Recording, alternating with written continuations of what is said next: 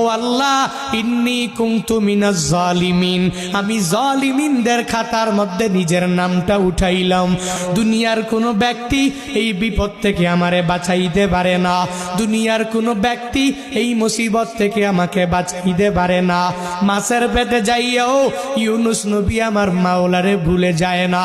ইউনুস নবী যখন আল্লাহকে জানাইয়া দেয়, আল্লাহ লা ইলাহা ইল্লা আনতা, ও দয়ার মালিক তুমি ছাড়া কোনো ইলা নাই, তুমি ছাড়া কোনো মাবুদ নাই, তুমি ছাড়া কোনো মাশুক নাই, তুমি ছাড়া ইবাদত পাওয়ার যোগ্য দুনিয়াতে কেউ নাই।